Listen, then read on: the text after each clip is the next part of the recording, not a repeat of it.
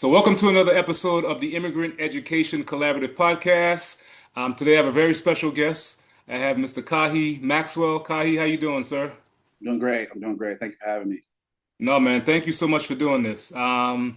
Really, really honored to have you. So, tell us, man, where were you born, and talk to us about your mom. I know your mom is from Sierra Leone, so just give us the origin story about how your Yeah, mom came to America and how you came to be. yeah, man. My mother is Zainab Maxwell, very, very special woman to me. But I was born in Austin, Texas, Hmm.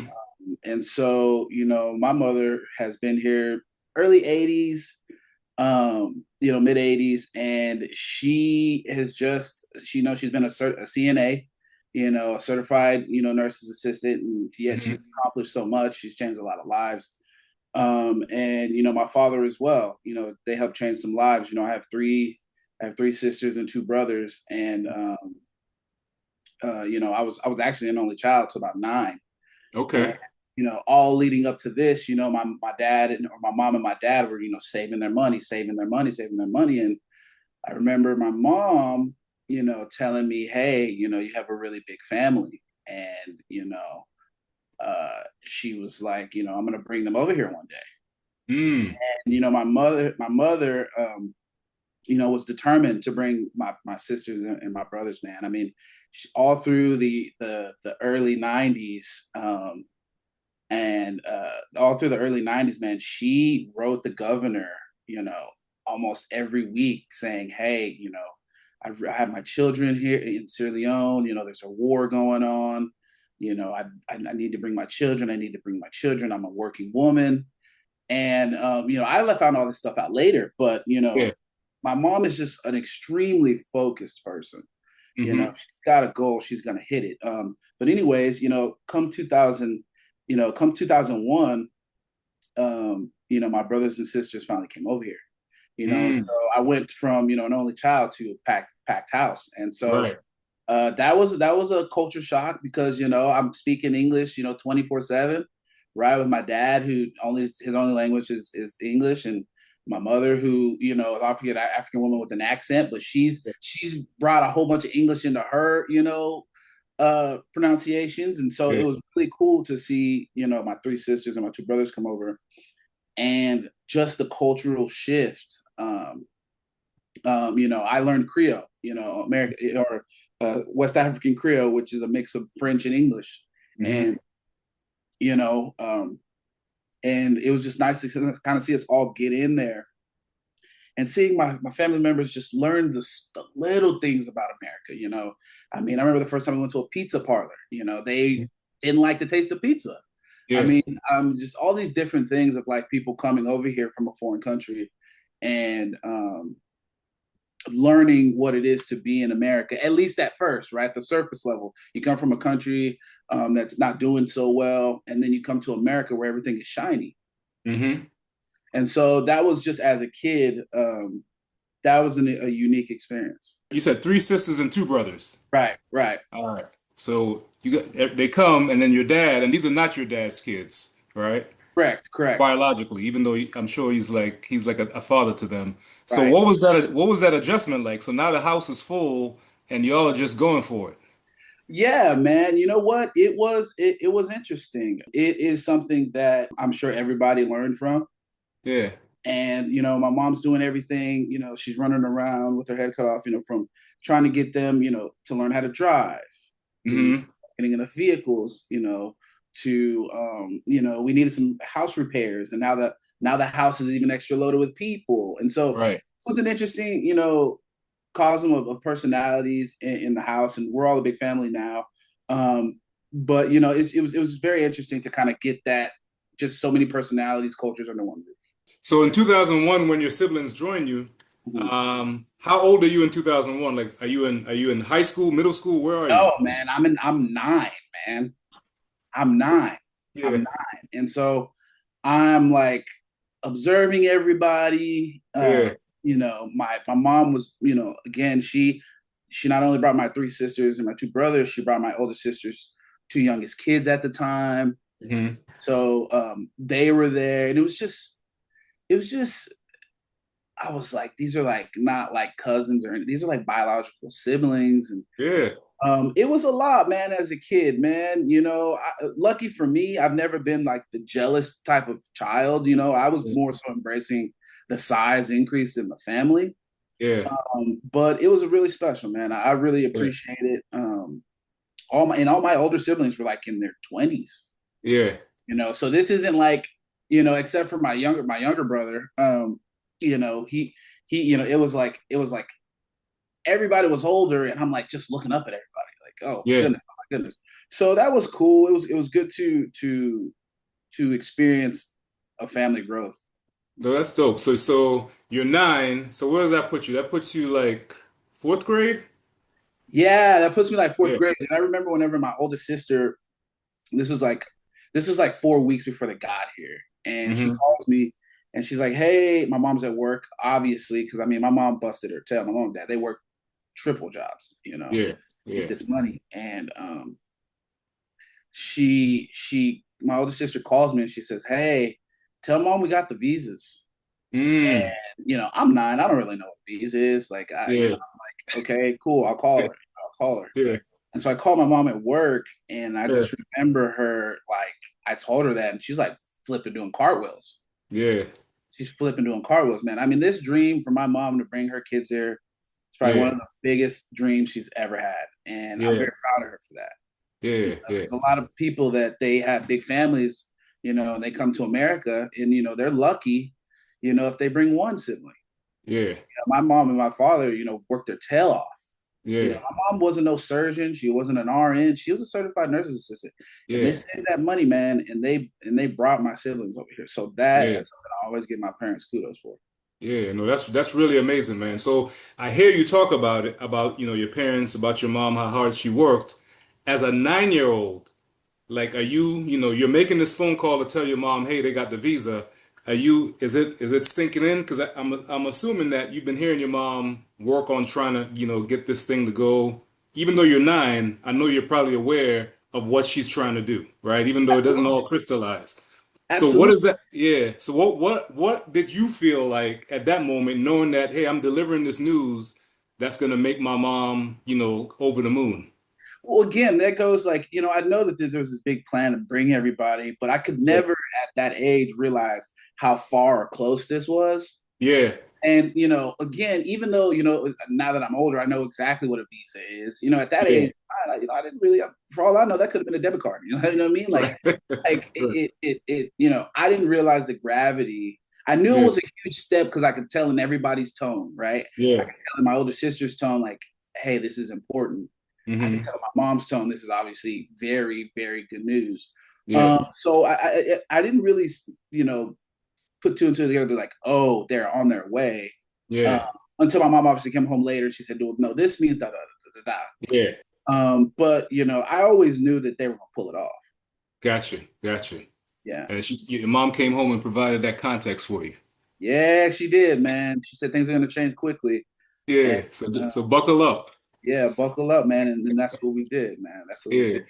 So talk to me about, okay, so you're in fourth grade, your siblings come, and then so now you're getting ready to go to fifth grade, and then eventually you're going into just walk us through finishing out elementary school, going into middle school, with a packed house with siblings. Like, what's that like for you as you're sort of like matriculating through school? What's that experience like for you with these older siblings who are now, like you got more eyes on you now. So what is Right. that like for you?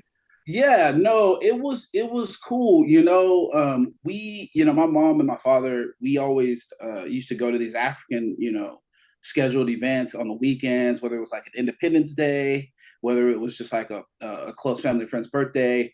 And once everybody got here, I mean, and I love me some Africanas, man. I love to Yeah, wear the whole 9 yards. And I yeah, remember just my mom bought a brand new Nissan Quest van, yeah, and we started loading up on the weekends, man, and going into town and just going to all these African events, and all these people being extremely excited to see my mom have accomplished her goal. We're jumping out the van, 12 deep, 13 yeah, deep, yeah, and she's able to kind of show what she's been able to do. As far as me getting through school, my younger brother, and I say younger, he was a little bit older than me, but like my younger brother, he was getting acclimated to the American school system, and that was Hmm. really interesting for me to see. Yeah. And So how much older is he than you at this two time? years, 2 years, Two. 2 years. Okay. Yeah, so I have an Yeah. older brother who's like almost about to be 50, and then I have like a younger brother, but he's He's closer. right, Yeah. exactly. Um so then seeing him get acclimated was interesting, seeing him, seeing him struggle through English, Hmm. and it was kind of one of those things where we kind of traded off, where I learned Creole and my Hmm. African language in exchange. He learned English. Yeah. Yeah. I wanted to be like my older siblings. I wanted to speak when they, spoke, Yeah. my Yeah. mom, and I wanted to be able to understand. And Yeah. so, and then we'd be hanging out with friends and playing sports, and he'd be trying to communicate, and I'd be like, "This is what Right. you're trying to say." Yeah. So that was interesting. Yeah. And it was also funny because, like, I never, coming from an only child to then having like a younger brother. Um, it's like now there's competition in their own brotherly way, right? Like, Yeah. Yeah. we're going to school now. We got the same friends. We like sports. We were playing on sports teams, and so that was a new thing for me to kind of go on and get a part of, which ended up being amazing. I mean, we ended up, in sports, we were always well known for being athletic. Went into high school, that we were also known for being very athletic. We lettered on our varsity team for 3 years, Yeah. and we met some special people there along the way. But going through school, just me specifically, I love to talk. So that was one of my big things from all my teachers. I love to talk. And there's one thing, having an immigrant parent, that I think was totally different from being raised by just typical American family. I used to get in trouble because my teachers would be like, we love Kahi, he's a good kid. He's a little bit of a chatterbox. He's a little bit chatterbox. And my mom, especially like when they would say, "Hey, it's getting out of hand," she would go up there and she'd say, "Hey, look," she said, "I know my son." She said, he's been boxed up a little bit because, I've been working a lot, and then now his siblings are here. I said, but he loves to read, and he just needs to focus. Give him something to focus on. So they used to send me, like when I was in like fourth grade, they used to send me to the second grade classes to go read for them. Hmm. That kind of would settle me down, right? That'd give me Yeah. Yeah. something. Again, I've always kind of had a lot of heart. I've always Yeah. been, more into just kind of being around people, and so I did that in fourth grade. I got to sixth grade. They kind of created, not, I don't want to say they created this program around me, but like they started to take sixth graders back down to the elementary schools. They would read for the younger classes, and so the point is that my mom knew how to tap into me. Hmm. Hmm. I think that, I think that's very important, especially being an immigrant parent. Yeah. She just knew how to tap into me. And a lot of the teachers in the school districts respected her for that. Yeah. Yeah. Yeah. She didn't go Yeah. up there and like, make a big deal because they got some concerns. She would talk it through. Yeah. And so that's another thing I really respect about my mom. And then also, before my siblings got here, you know, because they worked so much, my mom and my dad, my mom would always give me two things. She would always make sure we had, the biggest cable package, Yeah. so I could watch TVs and movies, HBO, Showtime, cool movies, whatever. And then she always made sure I had art supplies. Yeah. And one of my biggest dreams when I was younger and goals was I was going to be a cartoonist for Nickelodeon. Hmm. And so, I that was like my thing. And then my siblings came over. Fast forward to high school, I got more into sports, so that kind of pushed illustration to the side. Yeah. Um, and then once I got out of high school, I was really like conflicted on what I wanted to do. I really didn't know. College sports didn't really work out. Yeah. And so I kind of was kind of like, man, what do I do? And so we had some experiences in our life where we actually had a home built for us. We lived in a Hmm. pretty bad shape home.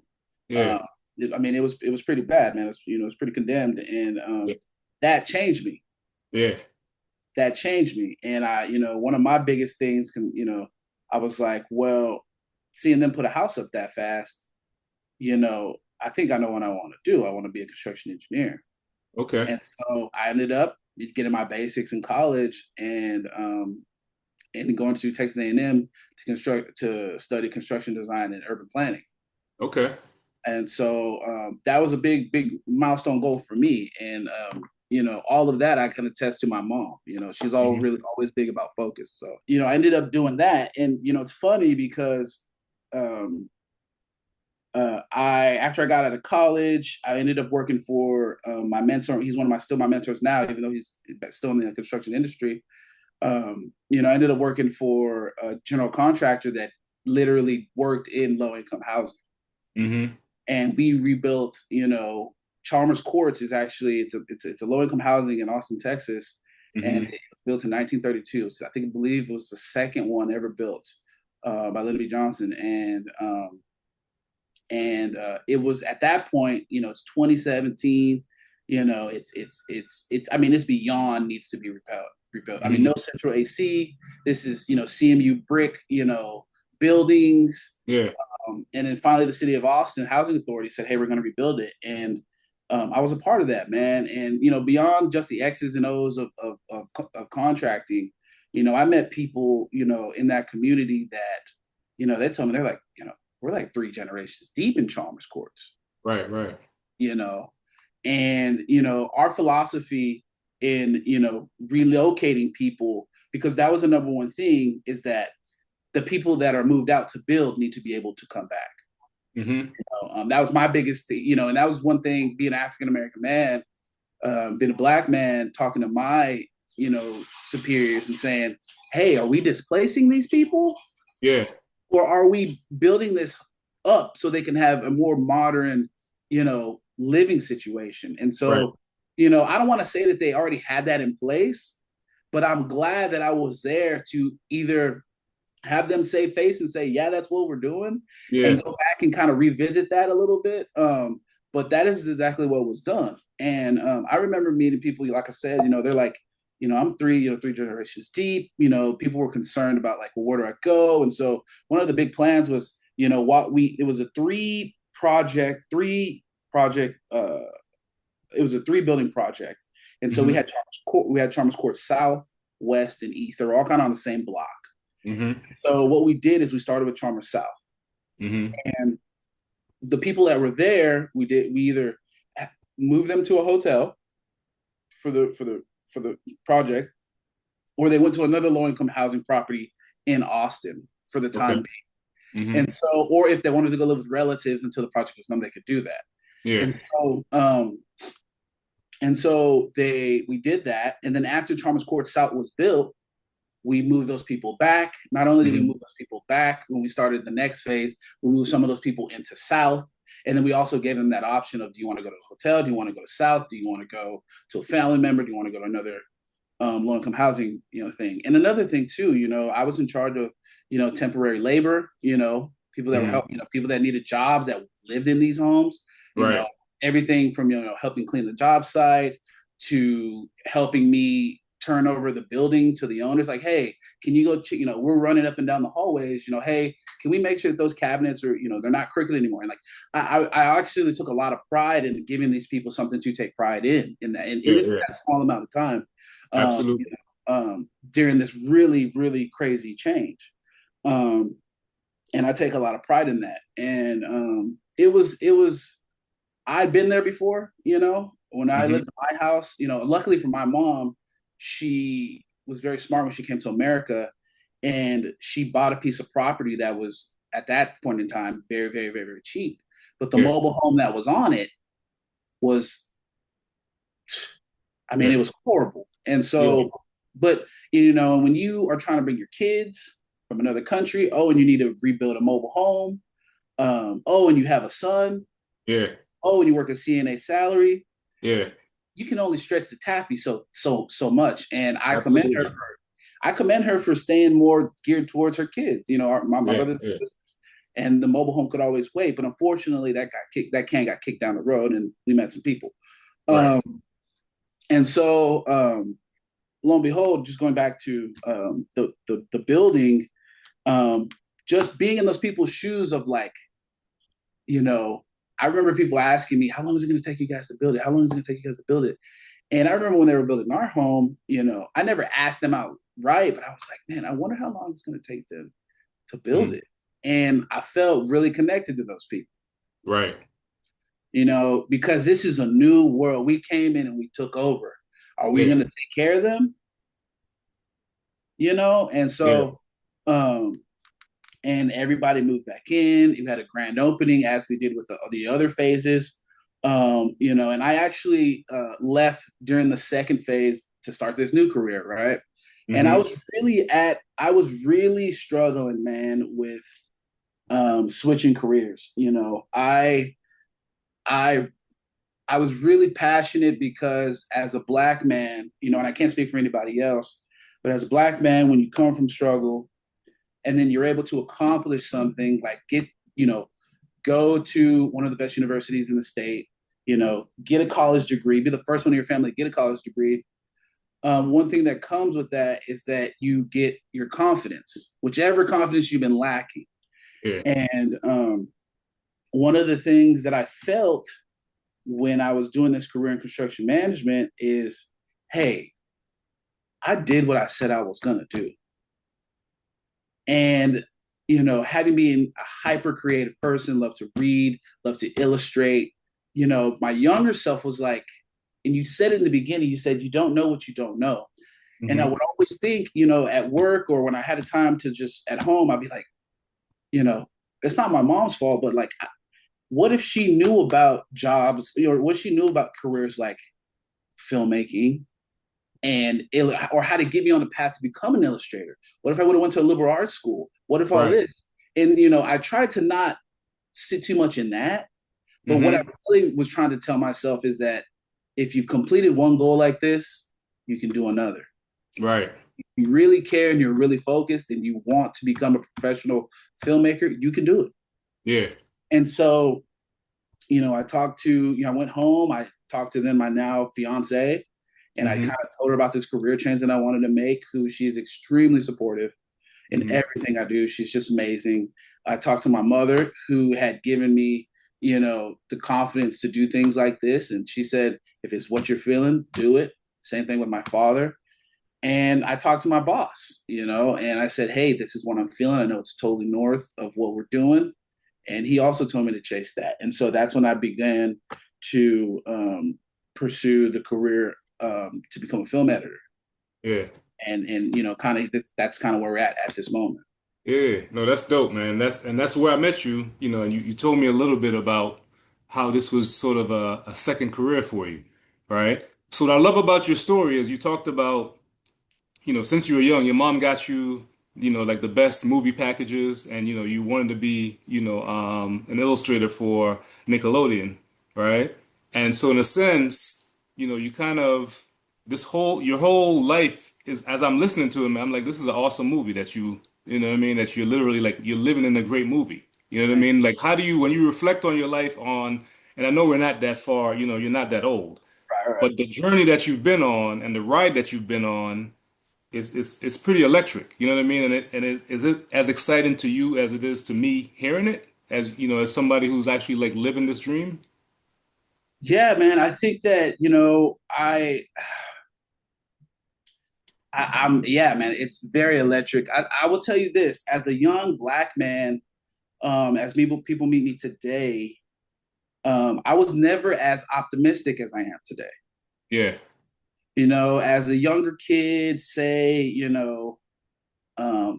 fourth, fifth, sixth, seventh, eighth grade, ninth grade, I was always a people person. I was always Hmm. a funny guy. I was always a kind person, but I was not really optimistic. And I was a pretty average student in school. And it took me, going to college, and really that moment when our house was built, Hmm. that lit a fire for me to go build. And so I went to college. I went to go get my basics, and when um, I really started making some excellent grades in college, right? Hmm. And I was like, you know, give yourself some credit here, And so like I started to excel. I started to find ways to pay for college. I worked at Home Depot while I was in college. I worked at a bar while I was in college at the same time. You Hmm. know, I held two jobs. You know, I'd work from at Home Depot, you know, Monday through Wednesday, and then I would Thursday, Friday, Saturday I work at the bar.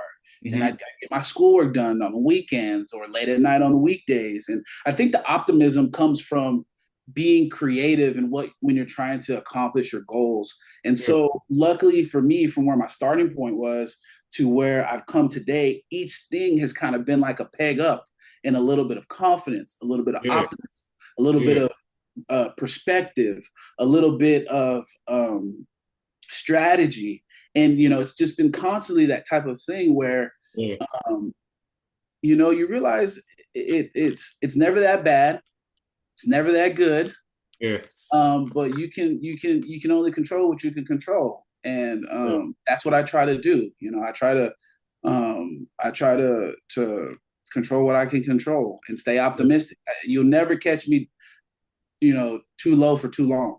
It's interesting, right? So hearing you say, a little bit of this, a little bit of that each time you're going up, because as I'm listening to your story, man, you have so much to pull from. You know what I mean? And everything that you do, just based on your life, just based on your parents, based on your siblings, based on, and you're a young dude, you know what I mean? But based on everything that you've been through in life, like you have this richness to you that it doesn't seem like you are going to run out of things to pull on. And I don't mean to say that to put pressure on you, but that's just what it sounds like to me. You know what I mean? Like you've had like all these experiences for the work that you're doing now, like like there's this reservoir of like richness and experiences that you can pull from to put into your work. So talk to us a little bit about, the work that you do now and like what inspired you to choose this career? Like we know you talked about what you want to do earlier, in working for Nickelodeon, but talk to us about what inspired you to sort of like, make that pivot from construction and come back to sort of what you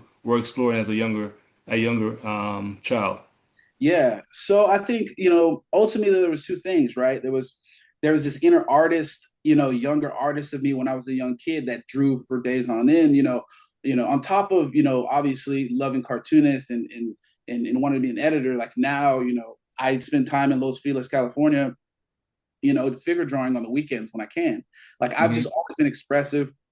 I've always been very extroverted, but like when it comes to my creative thought, very introverted. I love to spend time with things like drawing because it takes a while.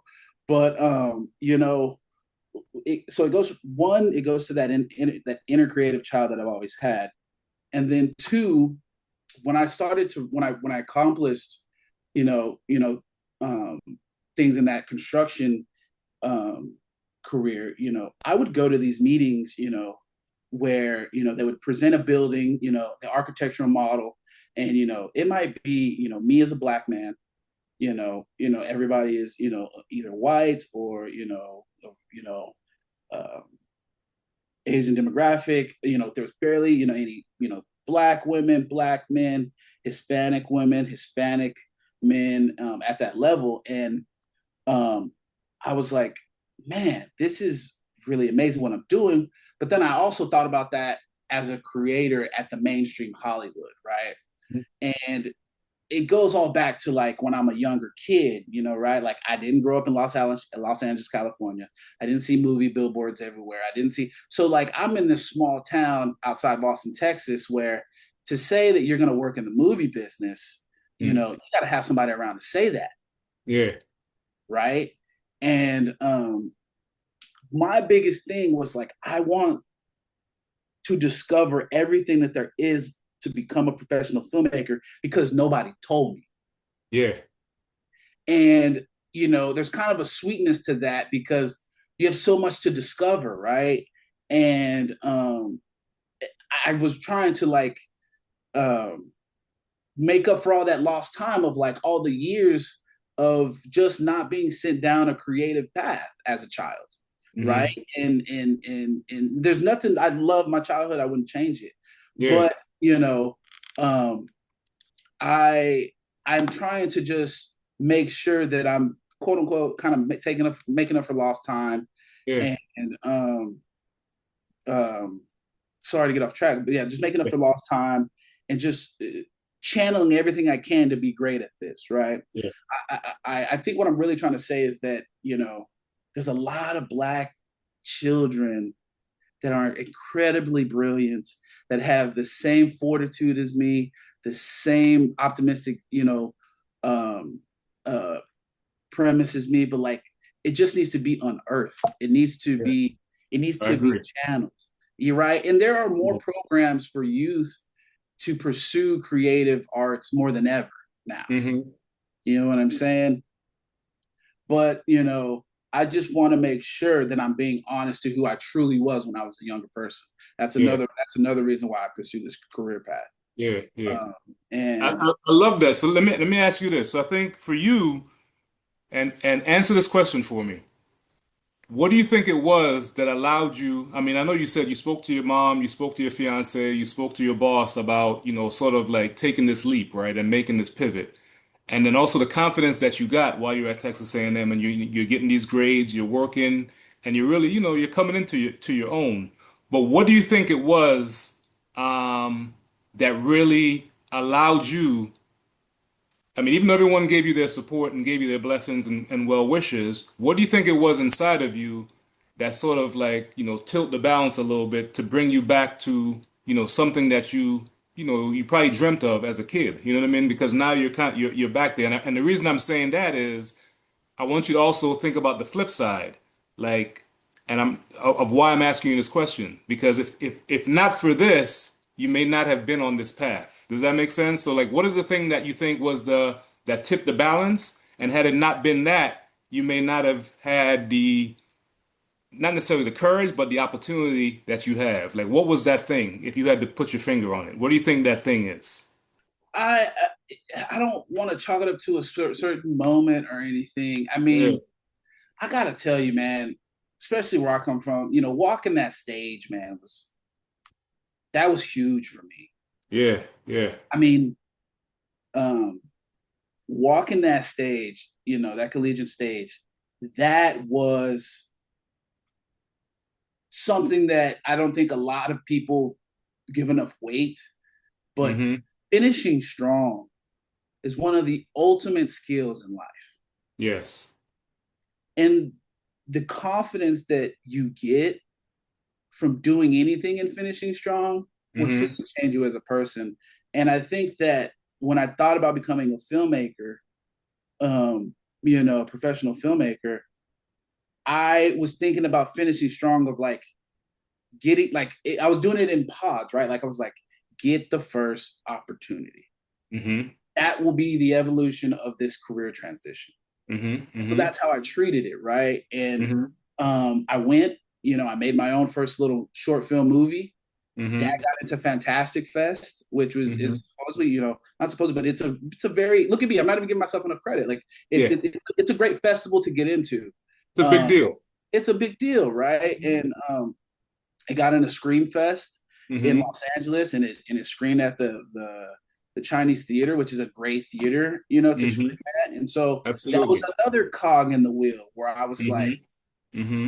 I was like, okay, I made this little movie. Yeah. Uh, it premiered, but I want to be in post production specifically and be an editor. Like Yeah. it's just again the strategic moves, man. And I Yeah. can't really put it on like, let's say that those other things didn't fall in place. Yeah. But it sounded like that stage is huge, though. I think that stage gives you, it's like the gateway to confidence in a sense, right? For you to finish, walk across that stage, complete that thing, and being the first person in your family to do that, it's a big thing, but it's also like, would you say like it's a little bit of relief in terms of, okay, I got that out of the way. Now I kind of, I can kind of, like pick my spots now. I mean, kind of, but like again, it goes back to even like I'll tell you another point where like it really felt like this changed me. Like the two jobs in college, right? Hmm. Hmm. The two jobs in college, right? And then paying for my community college and being Hmm. strategic and getting enough sleep and getting my work done and going to my jobs and doing a great job and both of my jobs loving me. Like it's really that cog of like, hey, I got a lot of things going on right now, but I Yeah. know what I'm doing. Yeah. And that's like the thing that really set into me because again, as a younger kid, I was not always optimistic and not always confident. So when you Yeah. start to balance a lot of plates and things are going well, Hmm. your confidence has no choice but to grow. And you're like, not only can I do this, I'm doing this very well, Right. you know. And everybody that knows me, you know, I generally love to pump, optimistic feelings into my people. Like my mom will call me, my brother will call me, my friends will call me, and like, if they're either feeling a little iffy about something, I don't try to preach now, but Yeah. I like to just make sure, like, I like to keep it even kill, man. I think one of my Yeah. favorite things to tell people, obviously is trusting God, but like, trust yourself. Yeah. Trust yourself, man. And I Yeah. think that Yeah. that's probably the biggest key is like, I've, trusted myself finally after accomplishing a couple of different things that are not, ground world breaking things. They're just things that have made me. And I think that's what a lot of people have to do. They have to trust themselves. Yeah. And when I look back at it, I can only say that I learned that from my mother. Yeah. My mother has trusted herself every goal she's ever accomplished, Yeah. you know, from bringing her kids to, being in America, I mean, she just recently, about a month ago, had back surgery, right? And, she had back surgery maybe about 30 years ago. And, she took care of herself, she got out of rehab.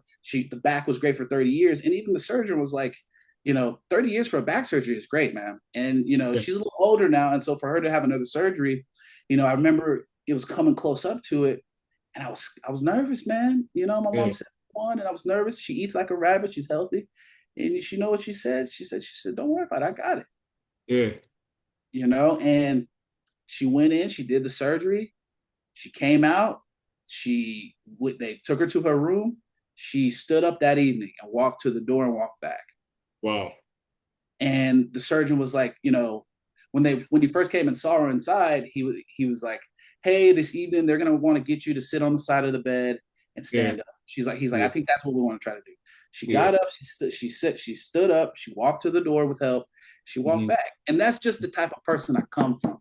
Hmm. So Hmm. she trusts herself, and I think that maybe not as a younger kid, but as I began to go through life, I began to trust myself more, and I think people have to do that. Yeah. Yeah. Which is also trusting in God, right? If we're created in God's image, Right. you're also trusting in God. So talk to us about, what, since this transition into the film industry, into post-production, into editing, talk to us about, what your life has been like. We heard a little bit about, the construction work that you did, but, you know, outside of the films that you've had, having your film, make a few festivals and being premiered in the well-known theaters, what has this journey been like, man? Have you now that you're like fully entrenched into the world of, like editing and film and all this, what's that been like for you? Well, it's been amazing. I think that it's definitely a grind, and it's definitely a commitment to craft, and it's definitely a commitment to community, um, Hmm.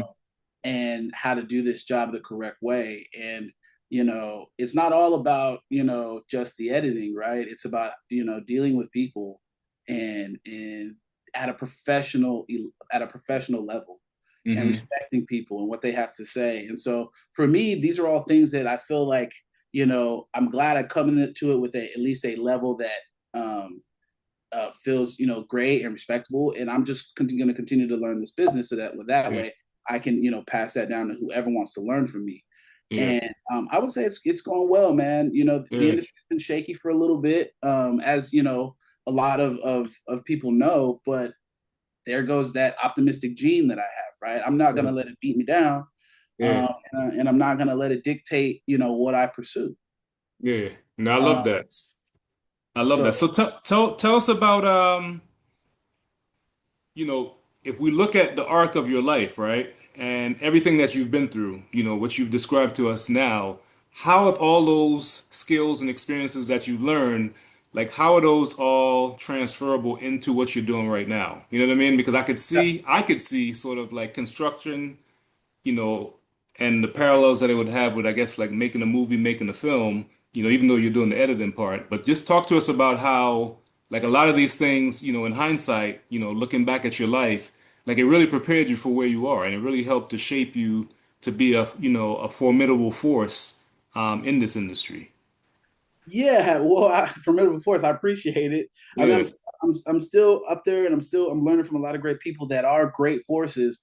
Hmm. But I think that uh, storytelling, man, like a lot of people are like, oh, I grew up watching movies and I and I watched all this stuff, and I did watch a lot of TV and stuff. But one of the biggest things that pulled me towards becoming a storyteller in my career, and I think helps me, is because I have a story of my own. Mm. Like I have so many things to pull from emotionally. I have so many things to pull from perspectively. I have so many things to, you know, step back and, look at, from that 10,000 feet up, because I've been around, myself. I've been around people that have struggled. I've been around people that have done well for themselves. I've been around people in different, industries. I've been around bad news. I've been around good news. I've been around, I'm not saying I've seen it all, but I'm saying that I've been around the highs and lows of good and great moments, Yeah.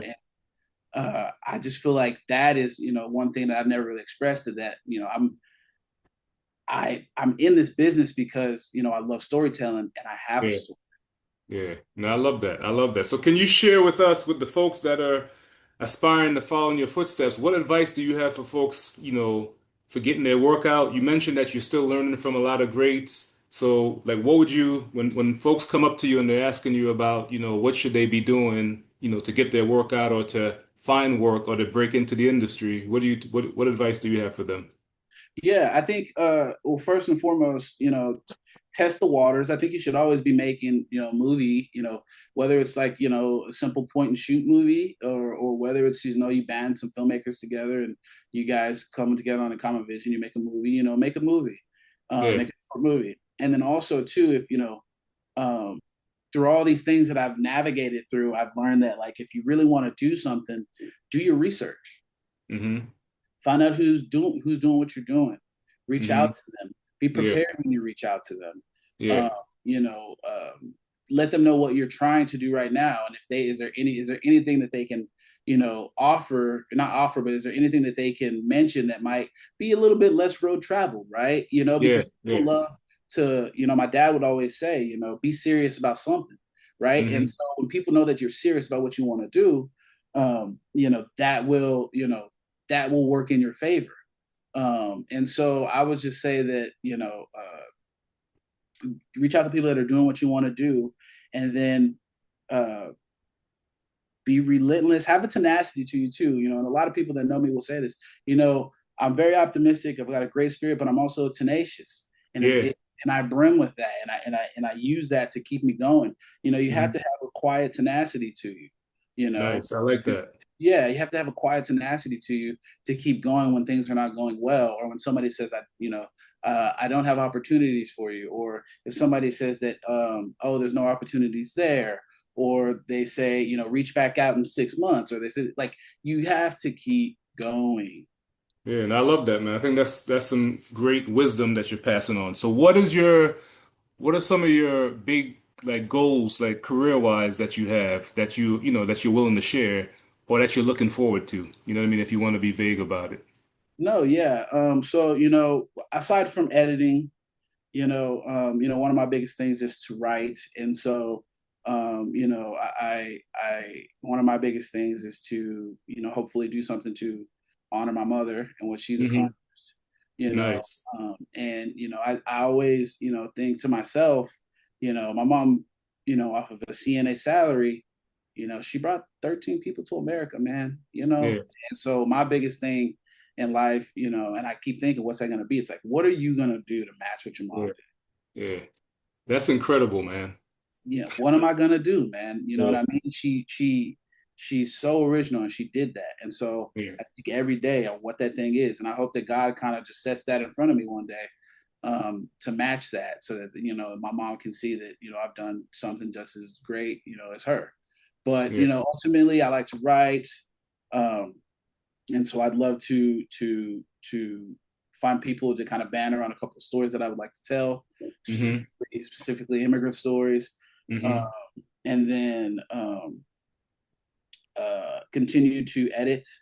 I'm a very big fan of premium television, and so Mm. my goal is to be kind of a household name in productions that are along the lines of Showtime, HBO, Apple.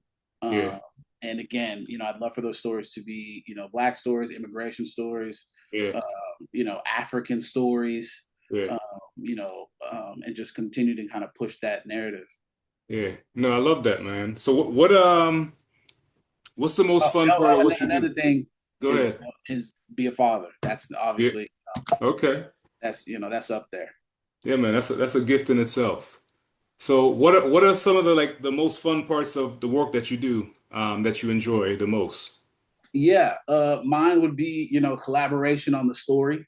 Mm-hmm. I recently got done working on Reasonable Doubt, Uh-huh. which is a legal drama show out there, starring some really great people.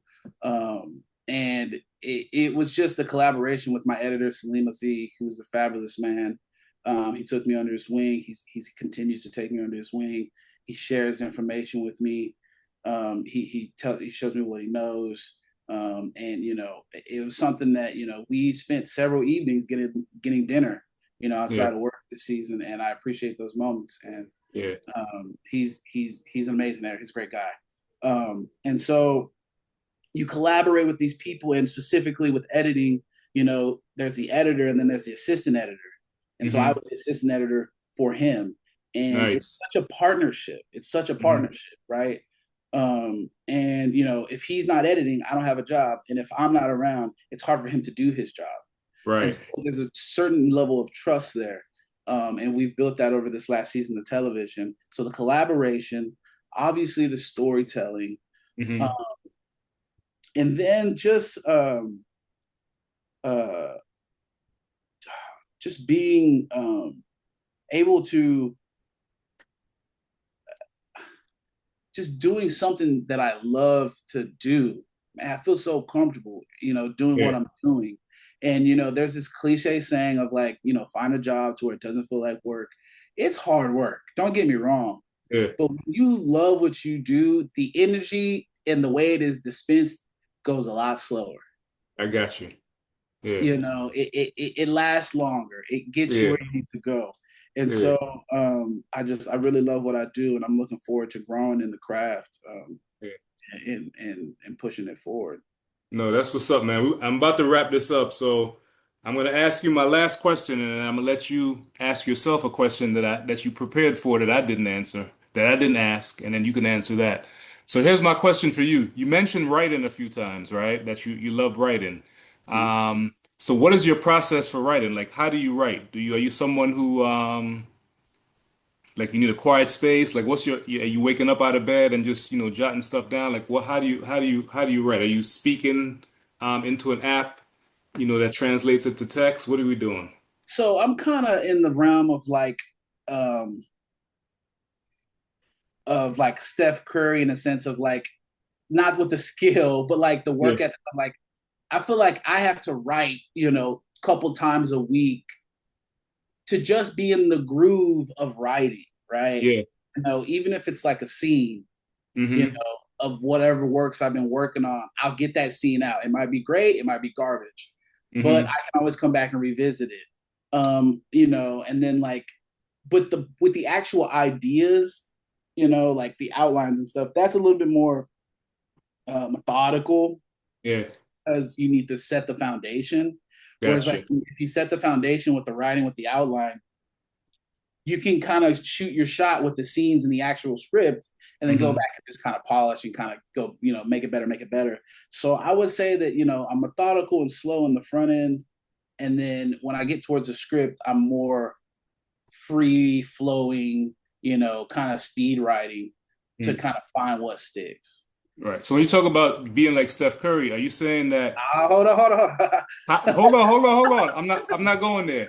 I'm actually on. gonna save you. Are you saying like you're more of a high rep kind of guy, or you're a low rep, zero rep? Like, what is it for you? Is it just the reps and refining? It's kind of. Are you obsessive about that? Yeah, I'm high rep. I'm high rep for Yeah. sure, and I think that that Okay. also comes with editorial. Like I really, really enjoy sound design, Mm-hmm. and I will try sound design in a lot of different ways for one thing, and be like, "That's the sound I need." Like Yeah. I think you got to high rep it in anything you Yeah. do to Yeah. find the sauce, right? I think you got to Yeah. do that. So that's how I kind of try to tend to do things. Okay. For the And then most and then part, sh and then share with us like how your love, your affinity for writing, how that helps to enhance your editing. Also, how do those two things tie in? yeah. So I think the beautiful thing about writing, and with me specifically, is like I can always see it. And I think that does come from my childhood, man. I think it does come from that young kid that loved to illustrate and draw. I can always see it, like when I'm writing an idea, like a seed idea. It starts from the very seed. I can see it, Hmm. and um, and so with writing, that's how I feel like it goes for me. And then with editing, the beautiful part of it is like it's already there in Yeah. the sense of the material. Now it takes a little bit, you know, thorough vision to you can see it, but now you have to like cull. You have to like Hmm. cull through to find the nuggets and stuff. And so that's why like an editor like Salim Aziz that I'm with, he's teaching me that culling process of Yes. like, you could go for the typical, but there's deeper grooves there and there's deeper layers there that you can find. Um, so yeah, man, that's kind of how I kind of find them very similar. The goods are both there. You just got to see it. Yeah. You gotta unearth it, like you were saying Gotta, earlier. you got to unearth it. You got to Yeah. unearth. All right, Kahi. So tell me, man, what's the question you prepared for that I didn't ask you? Uh, I would say, man, you kind of hit the head on everything. I think um, what I would tell if I could say, okay, if I could tell my younger self, Yes, there it is. if I could tell my younger self anything or give him any piece of advice, I would say, even at a young age, if you feel like you want to do something for the rest of your life, do it. Go for Yeah. it. Learn Yeah. it. Find Yeah. people that know how to show you the way, um, and go for it. Yeah. I as much as I love editorial and I love filmmaking and I love it. I do think about like my drawing skills in a sense. They're still there, very much there, and I still do it on a weekly basis. But I always think about like the kid that could have been nurtured through you know to that, right? Yeah. It's like that's what I want, like younger kids and parents to do for their kids. It's like nurture the talents they have, right? Yeah. I love and I'm appreciative, and I would not be here today if I had not gone through the rigors of getting my construction management degree at Texas A&M. Yeah. Yeah. Okay, but then I also think about the rigor that I went through, and I think about what it took for me to get there, and I'm like, well, what if I would have went to a liberal arts drawing school and Yeah. then went through that rigor, and then what does Yeah. that artist look like? You know, Yeah. Yeah. you think of those things, and so Yeah. I, for one, just want people to just, if your kids are interested in something and it's a natural talent, you Yeah. know, to water that garden. And then for black kids and black, Mexican kids, or brown kids, whoever, just if you feel like you really gravitate towards something and you're really doing it, you really love it, ask questions. How do I do this later? How do I, because at that age, fourth, fifth, sixth grade, I my mom wouldn't have been able to tell me how to be an illustrator, Yeah. and that's Yeah. okay. And That's I, okay. and I think what's important, and this is what I wanted to close out with, is that, shout out to your pops, but, having a magical mom is also like having an ace in your pocket, right? So, and I'll tell you why your mom is magical for a couple of reasons. It's going back to what you just said. Had she been able to, both of your parents been able to pick up on this skill early when you were, fond of illustrating, things could have gone a lot of different ways, right? But I think one of the things I got from your story, man, is the fact that your mom went to the school and just made sure that your spirit wasn't messed with. You know what I mean? She went, she spoke to the teacher. She said, "Hey, there's a lot going on at home. I'm working, but just let him. Let's try to come up with a solution." Because your mom gone in another direction and had the school gone in another direction, I don't know that we'd be sitting there having this conversation, right? Absolutely. It could have gone and it could have gone left, way left. You know what I Right. mean? Had you not had the mom that you had, who was able to come in and advocate for you, and had you not had the folks in the school who were willing to work and compromise with her to ensure that your spirit was not tampered with, I think So I'm looking forward to some great things, man. So shout out to your mom, shout out to your pops, your family. Thank you for doing this. I learned a lot, and I appreciate you taking the time to do this with us. Absolutely, man. Absolutely, man. Yeah, And I just want to, obviously shout out to my mom, my dad, yeah, great supporters that have been there for me throughout my whole entire life. Shout out to my Reasonable Doubt, crew on the show. We did a yeah. phenomenal season. Shout out to my editor, specifically Salim Aziz, who's a great man. And And so where do we catch Reasonable Doubt? You said that's on what? that's on Hulu. You can catch it on Hulu. It's on It's on Hulu. Hulu now. And Okay. so people, please go watch that. And just again, shout out to my editor, Salim Aziz, my brother. He's a good guy and a phenomenal mentor. Okay. Thank you, Kahi. I appreciate you taking the time to do this, man. This is amazing. I appreciate it, man. Anytime. All right. Good luck to you. This has been another episode of the Immigrant Education Collaborative Podcast. See you next time.